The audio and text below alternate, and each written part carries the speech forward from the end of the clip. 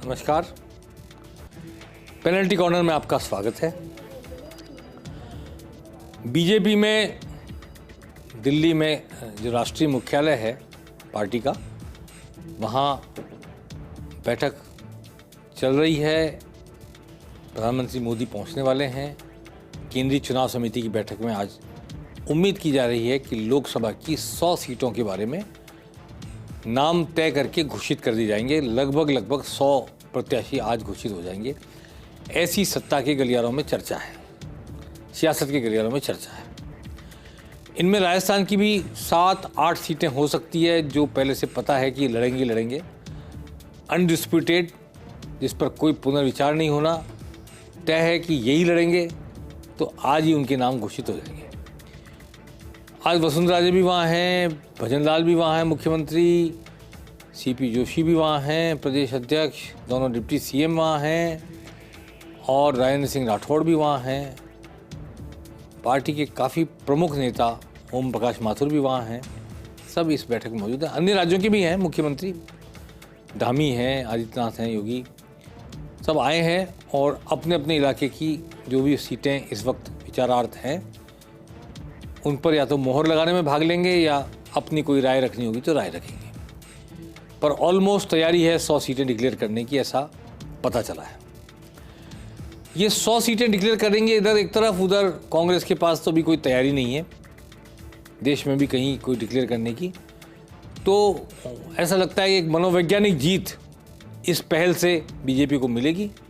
BJP वैसे भी मनोवैज्ञानिक तौर पर हावी है इस वक्त कांग्रेस पर, और हिमाचल की घटना ने और काफ़ी कांग्रेस को डैमेज किया है। तो इसलिए इस मनोवैज्ञानिक जीत या मनोवैज्ञानिक पहल या मनोवैज्ञानिक अग्रता, एग्रेशन जिसको कहते हैं, इसके साथ बीजेपी लोकसभा चुनाव की अपनी बातचीत शुरू कर देगी आज से।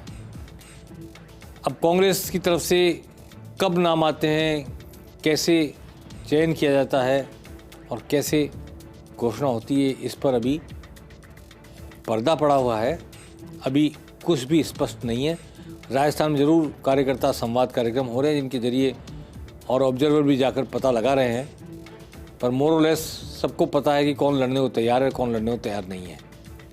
इसलिए वहाँ सिलेक्शन की यही है गुंजाइश कांग्रेस में कि लड़ने को तैयार कौन कौन है, उन्हीं के बीच में से चुनाव के लिए तय होना है। चलिए देखिए, राजनाथ सिंह, अमित शाह, मोदी, इन सब के नाम पहली लिस्ट में हो सकते हैं। अब मैं 2 दिन से आपसे हिमाचल की क्रॉस वोटिंग की बात कर रहा था। परसों मैंने क्रॉस वोटिंग की बात करते वक्त भी कहा था कि दल बदल कानून के तहत कार्रवाई होगी या नहीं होगी, और बजट पास होगा कि नहीं होगा। बजट पास हो गया कल। तब हमने फिर आपसे हमने कुलदीप सिंह पठानिया, जो वहाँ के विधानसभा अध्यक्ष हैं, उनकी आपको बात सुनवाई थी कि उन्होंने सबकी सुनवाई कर ली है, दोनों पक्षों की, फैसला जजमेंट रिजर्व रखा हुआ है। लेकिन उन्होंने जजमेंट आज डिक्लेयर कर दिया, और 6 विधायक जिन्होंने क्रॉस वोटिंग की राज्यसभा चुनाव में कांग्रेस के, और जो वहाँ से पंचकूला चले गए थे हरियाणा में, वापस आए थे विधानसभा भाग लेने के लिए, फिर वापस पंचकूला चले गए, उनकी विधानसभा की सदस्यता रद्द कर दी है, उन्हें अयोग्य घोषित कर दिया दल बदल कानून के तहत। व्हिप के उल्लंघन के आरोप में दल बदल कानून के तहत जो 6 विधायक क्रॉस वोटिंग करने के दोषी पाए गए, उनको अयोग्य करार देते हुए उनकी विधानसभा सदस्यता रद्द कर दी गई। अब वो सुप्रीम कोर्ट जाएंगे और कोशिश करेंगे कि वहाँ से कोई स्टे लेने की, लेकिन एक बार स्पीकर का फैसला आ चुका है। दल बदल कानून में पहला फैसला स्पीकर का ही होता है। तो वो आधारभूत सुनवाई करने वाले व्यक्ति ने फैसला दे दिया। संवैधानिक पद पर हैं वो। दोनों पक्षों को उन्होंने मौका दिया बात कहने का। बस इतना सा है कि मौका साहब 1 दिन का दिया, 2 घंटे का दिया, 4 घंटे का दिया, इतनी सी बात कही जा सकती है। उधर कांग्रेस ने ये जो ड्रास्टिक स्टेप लिया है, पहले माना जाता है कि 6 विधायकों को पटा लिया जाएगा, मना लिया जाएगा, कोशिश करी कांग्रेस ने कोई नरमी नहीं बरती, सख्त रुख अपनाया। सुक्खू जो मुख्यमंत्री हैं वो भी सख्त रवैये के कारण जाने जाते हैं, और प्रतिभा सिंह जो सांसद हैं, जो विक्रमादित्य सिंह मंत्री जिनके कल इस्तीफे की बात आई थी, लेकिन इस्तीफा उन्होंने वापस लेने की बात कह दी, उनकी माँ हैं, सांसद हैं, फिर लोकसभा का चुनाव लड़ेंगी वहाँ से। और राजा वीरभद्र सिंह जो मुख्यमंत्री रहे कई बार, उनकी पत्नी हैं, वो भी आज सुक्खू के साथ खड़ी नजर आई। उनका अपना खुद का चुनाव होना है लोकसभा का। और भूपेंद्र हुड्डा और DK शिव कुमार जो केंद्रीय पर्यवेक्षक है, उन्होंने काफ़ी लोगों को बनाया है, बात की है, सुनी है बात। आइए सुनते हैं सबसे पहले स्पीकर क्या कह रहे हैं अयोग्यता के बारे में, फिर BJP के अध्यक्ष प्रदेश अध्यक्ष राजीव बिंदल क्या कहेंगे, उनकी बात सुनेंगे, और उसके बाद सुखविंदर सिंह सुक्खू जो बजट पास होने के बाद सरकार की तरफ से कंफर्टेबल है, वो क्या कह रहे हैं। हम तीनों की बात बारी बारी सुनते हैं। जो 6 माननीय हमारे हैं जिन्होंने चुनाव तो कांग्रेस पार्टी से लड़ा और जो एंटी डिफेक्शन लॉ के जो प्रोविजंस है, जो इस पटिशन जो मेरे पास दायर हुई उसके प्रोविज़न उन्होंने अपने खिलाफ अट्रैक्ट किए और उसी के ही संदर्भ में ये पटिशन यहाँ पर जो है पार्लियामेंट्री अफेयर मिनिस्टर के माध्यम से हुई। और मेरा जो ऑर्डर है ये बहुत एलैबोरेट है, एग्जॉस्टिव है और लगभग इसके 30 पेज हैं, जिसमें मैंने जो कल माननीय जो हमारे learned advocates from the supreme court, from the high court for petitioner and respondent appear हुए, उनको मैंने पूरी हियरिंग दी, एग्जॉस्टिव हियरिंग। लॉयर्स जो थे वो बार बार पेशाब करने जा रहे थे, मैं बैठा रहा और मैंने कहा I will be hearing you if you want to continue with your arguments up to 8 o'clock, 9 o'clock, 10 o'clock, 11 o'clock, 12 o'clock. She concluded the arguments at 6 o'clock. It started at 4 o'clock and one advocate took 1 hour and 10 minutes, the other took nearly 1 hour. भारतीय Janata party का ये जो निष्कासन है, इसके बारे में अभी विशेषज्ञ लोग उसका अध्ययन करेंगे, चिंतन करेंगे और जो जजमेंट है उसको देखने के बाद ही कोई निर्णय हम दे सकते हैं। It's too early to say anything. Bharatiya Janata party ने और केवल एक ही बात कही है कि राज्यसभा के अंदर जो चुनाव हुआ उसमें कांग्रेस पार्टी पूरी तरह से एक्सपोज हुई। राज्यसभा इलेक्शंस के बाद जो कि टाई हुआ, जिसमें पर्ची जो खुली हो भारतीय जनता पार्टी के उम्मीदवार की खुली, उसके बाद अटकलें लगने लगी कि सरकार गिर रही है, सरकार जा रही है। और भारतीय जनता पार्टी ने जिस प्रकार के तंत्र का प्रयोग किया वो सबके सामने है। हिमाचल की संस्कृति में इस प्रकार पहले कभी नहीं देखा गया। उस समय मेरे सामने एक न्यूज आई कि मुख्यमंत्री जी ने इस्तीफा दे दिया। अब पता नहीं कहाँ से ये न्यूज आई। अगर मेरे को इस्तीफा देने के लिए बोला होता तो फिर हाई कमांड का कोई लीडर बोलता तब तो बात थी, पर वो न्यूज चली, फिर मैंने उसका खंडन किया। वो एक षड्यंत्र के तहत न्यूज चल रही थी ताकि जब हमारा फाइनेंशियल वोटिंग हो उस समय हमारे संख्या कम हो जाए। मुस्कान है चेहरे पर मुख्यमंत्री के। हालांकि 6 विधायकों को उनकी सदस्यता से फिलहाल हाथ धोना पड़ा है, इसलिए कंफर्टेबल मेजोरिटी हो गई कांग्रेस की। अब 68 में से 6 कम हो गए, 62 रह गए। 62 में अगर 34 उनके पास है जो वोट पड़े हैं तो वो कंफर्टेबल हैं अभी। अब लोकसभा चुनाव सामने है और इस लोकसभा चुनाव के बाद जब विक्रमादित्य सिंह की मतर चुनाव लड़ेंगी, प्रतिभा सिंह सांसद हैं अभी, वो क्या नतीजा आता है हिमाचल की 4 सीटों पर, इसके बाद कांग्रेस की सरकार का भविष्य तय होगा, ऐसा मेरा मानना है। आज एक बड़ा धमाका हुआ। 1993 में सीरियल बम ब्लास्ट हुए थे ट्रेनों में और कई जगह।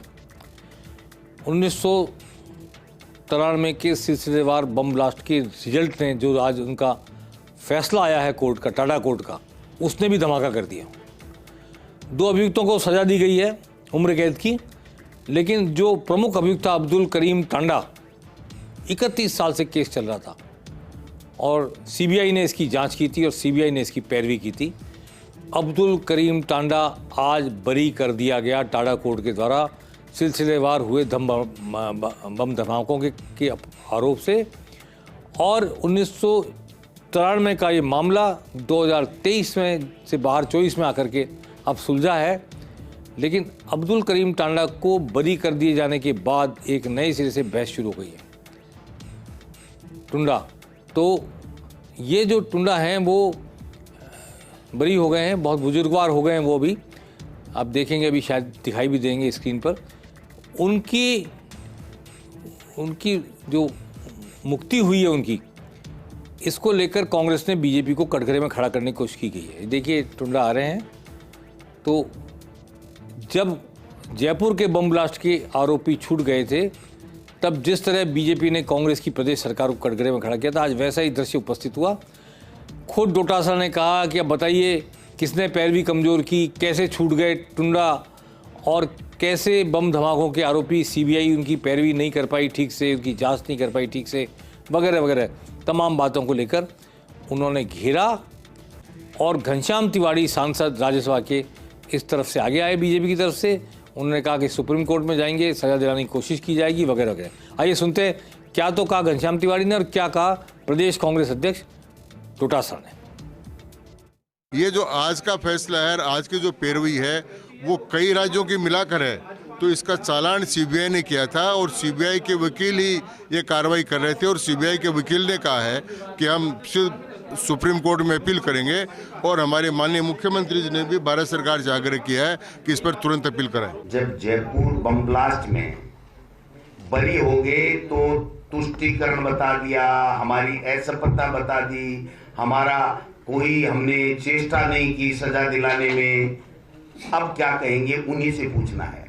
जिन जिन लोगों ने जो बयान जयपुर बम ब्लास्ट के मामले में फैसला आने पे दिया था, कृपया उनसे पूछिए कि अजमेर के मामले में आपका क्या बयान है, आपका क्या स्टैंड है, ये बता दीजिए। क्या आपने वास्तव में पैरवी करने में कमी रखी या फिर वो केवल वोटों की बात करने के लिए, लोगों को भ्रमित करने के लिए आप बयान दे रहे थे। एक और विवाद ने आज जन्म लिया। यमुना जल समझौता हुआ है राजस्थान और हरियाणा के बीच। भारत सरकार के केंद्रीय जल शक्ति मंत्री की मौजूदगी और मध्यस्थता में जो पानी का समझौता हुआ है, जिसके लिए जगह जगह आभार प्रदर्शन किया जा रहा है राजस्थान में मुख्यमंत्री का और जल शक्ति मंत्री का, उसको लेकर कांग्रेस ने आज एक कंट्रोवर्सी खड़ी की है। कांग्रेस का कहना है कि ये कागजी समझौता है, इसको सामने लाइए, वास्तव में ये कोई ऐसा समझौता नहीं है जिससे राजस्थान को पानी मिलेगा। वो तो ये भी कह रहे हैं कि पता नहीं, बहुत छोटा सा अमाउंट बता रहे हैं, इतना पानी भी नहीं मिलेगा। और आज हरियाणा के मुख्यमंत्री के बयान ने इसके कांग्रेस के आरोप को एक हवा और दे दी। उन्होंने पर्टिकुलर बताया कि इतने क्यूसेक पानी आने के बाद ही हम पानी देंगे। तो वो इस बयान के छपने के बाद आज फिर वापस से एक बार ये कंट्रोवर्सी खड़ी हुई है। और घनश्याम तिवाड़ी ने भी और सुरेश रावत जो जल संसाधन मंत्री राजस्थान सरकार के, उन्होंने इसका खंडन किया। कहा केंद्र सरकार पूरा पैसा लगाएगी, राजस्थान को यमुना का पानी मिलेगा, राजस्थान की प्यास बुझेगी, राजस्थान की ज़मीन की सिंचाई होगी। इस समझौते में कोई भी कागजी बात नहीं है, सिर्फ इसकी कागजी कहना गलती है, बेवकूफ़ी है, जो भी उन्होंने कहा। और आइए सुनते हैं कि क्या तो कहा हमारे गोविंद सिंह डोटासरा ने, क्या कहा सुरेश रावत ने, जल संसाधन मंत्री ने, और ये घनश्याम तिवाड़ी ने तो काफ़ी बोला ही है। तो सुनते हैं आप क्या कहते हैं सुरेश रावत और डोटासरा। यमुना ताजा हेड वाला जो समझौता है, ये राजस्थान के लिए ऐतिहासिक समझौता है। शेखावटी जो धरती है शेखावटी की, उसके लिए ऐतिहासिक समझौता है। अभी विस्तृत डीपीआर बनना बाकी है, अभी उस पर काम चालू होगा। डीपीआर बनने के बाद ही पता चलेगा कि कौन सा पाइप कहाँ डलेगा। लेकिन इतना तय है कि इन चारों जिलों को पानी मिलेगा, चूरू को भी मिलेगा, झुंझुनू को भी मिलेगा, सीकर को मिलेगा, नीम के थाने को मिलेगा। ये ऐतिहासिक फैसला है। और अभी मैं सभा की पूर्व तैयारियों को लेके इन चारों जिलों के दौरे पे था। मैं लोगों से मिला, मैं किसानों से मिला, मैं आम आदमियों से मिला, और निश्चित रूप से ये शेखावटी की दशा और सूरत बदलेगा। आज तक नई ईआरसीपी का जो एमओयू हुआ वो हमारे सामने, मीडिया के सामने, किसी जनप्रतिनिधि के सामने नहीं है, जबकि विधानसभा के चलते विधानसभा में किया गया था। नए जो ये यमुना के पानी का हरियाणा सरकार से उन्होंने क्या समझौता किया, कितने पानी का समझौता किया, ये नहीं हुआ। कहने का मतलब पानी का समझौता तो ये कर ही नहीं सकते, ये केवल पाइपलाइन बिछाने की इनका एमओयू होना था, इंफ्रास्ट्रक्चर का होना था कि वहां से लेकर के हम पाइप ला सकते हैं, नहीं ला सकते हैं, हम काम कंस्ट्रक्शन कर सकते हैं, नहीं।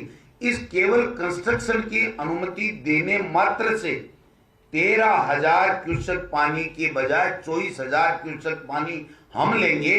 और फिर अगर 10-5 दिन बच गया बरसात में बाकायदा, तो भी उसमें से 25% लेंगे और उसके अलावा हम पानी नहीं देंगे।